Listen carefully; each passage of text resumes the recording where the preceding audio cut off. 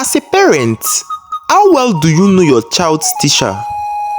Do you know what happens when your child is at school and you are not there?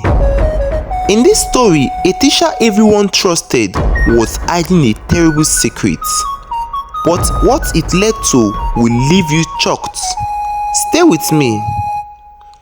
First of all, if you've not yet subscribed to this channel, do hit that subscribe button, like, share and also leave a comment.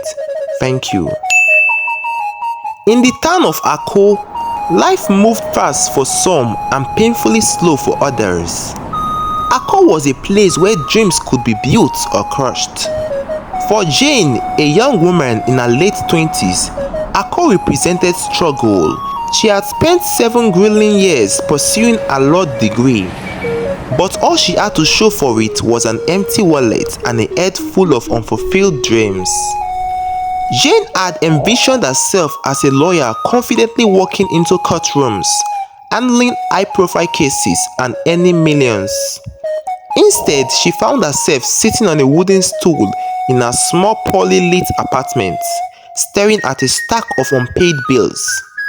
Opportunities were scarce and the law firms she applied to always said the same thing: "We'll get back to you." One evening, her phone rang. It was Amaka, her old friend from secondary school. "Jane, how far? How you dey manage now?" Amaka asked, her voice warm but curious. Jane sighed heavily. "Amaka, manage is the right word though. Things are tight, no job, no money." "I fit help you small," Amaka said. "There's a teaching job at I Am Bright International School. They need someone urgently, and the pay isn't bad." Jane frowned. "Teaching? Children? You know I don't like children, Amaka. They are noisy and full of wahala." Jane, at least think about it. It's better than sitting at home hungry. You fit do am for a while until something better comes up." Jane didn't respond immediately. That night, she lay on her thin mattress, staring at the ceiling. Teaching kids? Me? God, is this what my life has come to? But the next day, hunger made the decision for her. I Am Bright International School was nothing like Jane expected. The gates were gilded, the classrooms air-conditioned, and the floors so clean they sparkled. Parents arrived in sleek cars to drop off their well-dressed children. Jane walked in with her one pair of black shoes, worn at the edges. "Welcome, Miss Jane," said the principal, a strict-looking woman in glasses. "You'll be handling the KG2's class. They are 4 to 5 years old students." Jane forced a smile. "Thank you, ma. I'll do my very best." Inside the classroom, the children stared at her with wide, curious eyes. "Good morning, ma," they chorused. "Good morning," Jane replied, scanning the room. "These small humans will be my headache now." During break time, she watched the kids pull out their colorful lunch boxes. The aroma of fried rice, jollof and roasted chicken filled the air. Jane's stomach churned. She hadn't eaten since morning. One of the boys, Chike, had a big plate of jollof with 2 pieces of chicken. Jane's eyes lingered on his food before she made her move. "Chike, come here," she said, her voice sweet but firm. The boy waddled over. "Yes, auntie." Jane crouched to his level. "You know, in this life, there are things we do not tell anybody, not even our parents." Chike tilted his head, confused. "Why, auntie?" "Because if you tell, something bad can happen. You've heard of hellfire, right?" Chike's eyes widened. "Yes, auntie." "If you don't keep secret, you can go to hell," Jane whispered, her voice low and serious. "Do you want that?" "No, auntie," Chike exclaimed, shaking his head vigorously. "Good boy. Now let me taste your food. Don't tell anyone, okay?" Chike nodded hesitantly as Jane picked a piece of chicken from his plate. She repeated this with several other children, reinforcing the same message about hellfire. Soon, the children learned to stay quiet whenever she reached out for their food. Weeks passed and Jane grew more comfortable in her role, not as a teacher, but as someone who took advantage of the children's innocence. Every break time, she sampled from their lunch boxes, leaving just enough so the children won't complain too much at home. The parents, unaware of her actions, adored her. "Miss Jane is doing a great job," one mother said. "My child eats all her food now." But Mimi, a quiet and observant girl, began to notice something strange. She didn't like sharing her food and often ate slowly to avoid Jane's attention. But one day, Jane caught her. "Mimi, why are you eating so slow? Bring your food here," Jane said. Mimi hesitated. "Auntie, my mommy said I should finish my food by myself." Jane crouched down, looking into Mimi's eyes. "Do you want to go to heaven or hell?" Mimi gulped. "Heaven. Good. Then listen to me. If you don't let me taste your food, you will go to hell. Do you understand?" Mimi nodded, her small hand trembling as she handed over her lunchbox. 2 months into her job, Jane's financial troubles worsened. Her salary barely covered her rent and transportation, let alone her mounting debt. One evening, Amaka visited her. "Jane, you look stressed. What's going on?" Amaka asked. "It's this money wahala," Jane replied. "I can't keep living like this. I need something big, something life-changing." Amaka smirked. "There's a way, but you have to be ready for it." "What do you mean?" Jane asked, intrigued. "There's someone I know. He helps people make money. Big money," Amaka said, her voice low. "But it's not for the faint-hearted." Jane raised an eyebrow. "Tell me more." Late one evening, Amaka took Jane to a secluded house on the outskirts of town.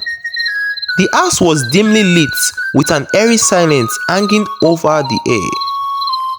Inside, they were greeted by a man dressed in a red suit, his face calm but unreadable. "Welcome," he said, gesturing for them to sit. "What brings you here?" "My friend needs financial help," Amaka said. "She's a teacher." The man smiled faintly. "Good. Teachers are useful." Jane frowned. "Useful for what?" The man leaned forward. "I'll pay you handsomely for something simple. Air. Human air." Jane blinked. "Air?" "Yes, air carries energy, destinies to be precise. If you can bring a batch of air from anyone, I'll pay you 500,000 naira for each batch."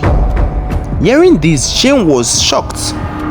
500,000 naira just for a batch of air?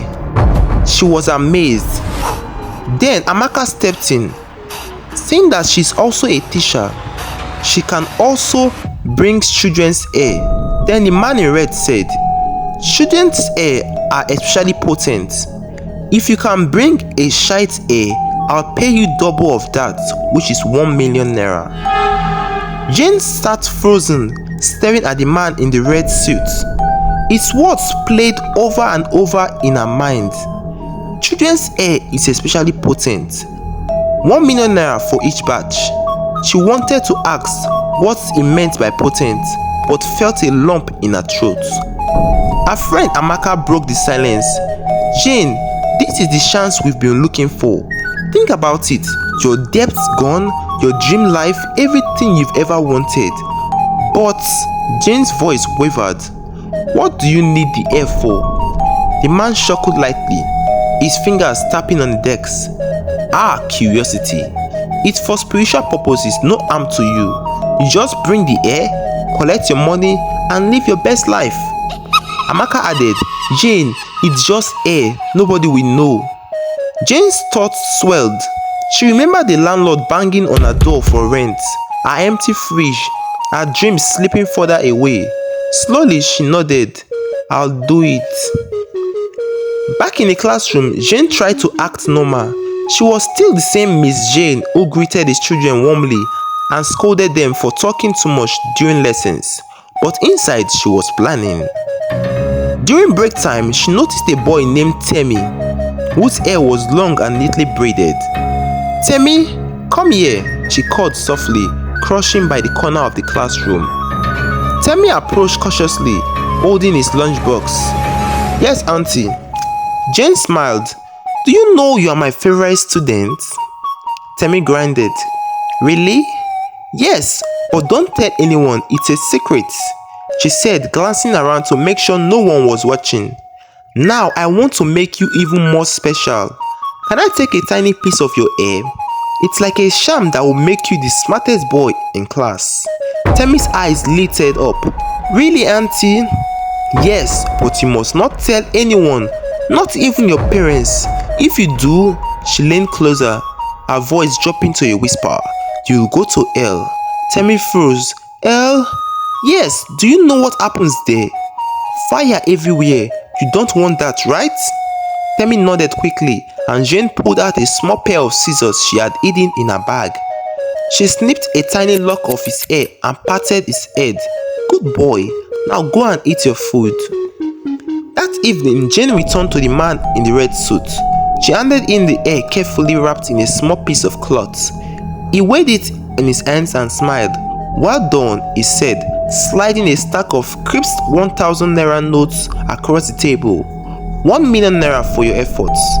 Jane's hands trembled as she took the money. She had never had that much cash before. She immediately paid off her rent, bought enough food to fill her kitchen. For the first time in months, she felt a sense of relief and power. But her relief didn't last long. By the end of the week, she wanted more. Jane began to incorporate her new routine seamlessly into her teaching job. Every week, she targeted 2 or 3 children using the same tactics: secrecy, sweet words, and the threat of hellfire. Shika, you are a very special girl, she told one of the girls one day. Do you want to stay special forever? Yes, auntie. Good, let me take a little of your hair. But remember, it is our secret. If you tell anyone, you go to hell and all your friends will know you are not special anymore. Shika, terrified and trusting, nodded and let Jane snip a small piece of her hair. The children whose hair Jane had taken started to fall ill.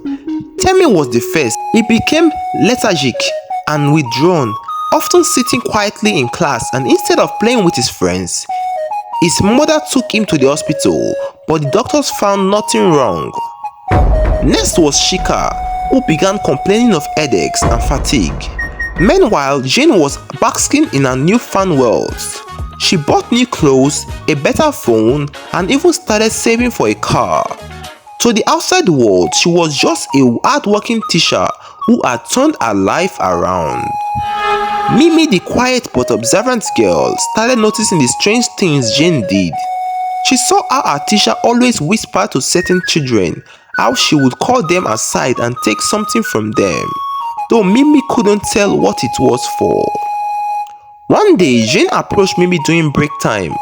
Mimi, my darling, come here, Jane said, her voice dripping with sweetness. Mimi hesitated. What is it, auntie? Come now, don't be shy.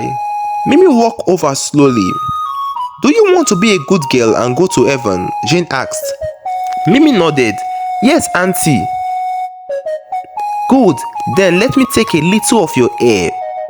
It's like a blessing, but remember, if you tell anyone, Jane's face darkened. You'll know what will happen.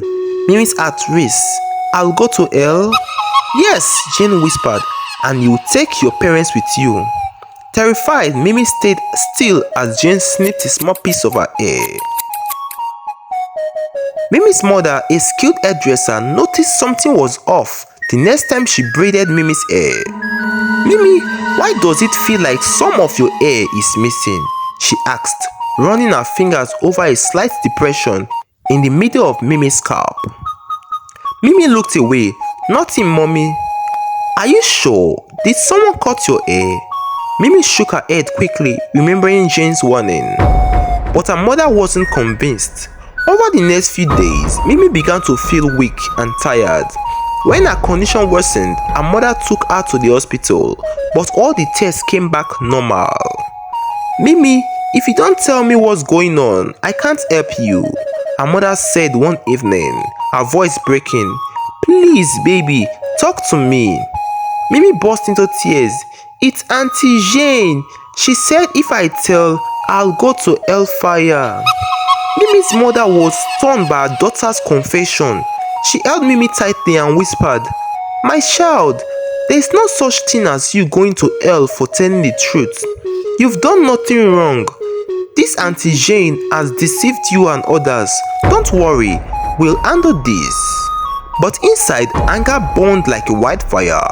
She decided it was time to investigate further. The next morning, Mimi's mother went straight to I Am Bright International School. She asked to meet the principal. "Ma, something strange has been happening to my daughter. I suspect her teacher, Miss Jane," she said, her tone firm. The principal frowned. "That's a serious accusation. What proof do you have?" "Let me see the CCTV footage from Mimi's class," she demanded. Reluctantly, the principal agreed. Together, they reviewed hours of footage.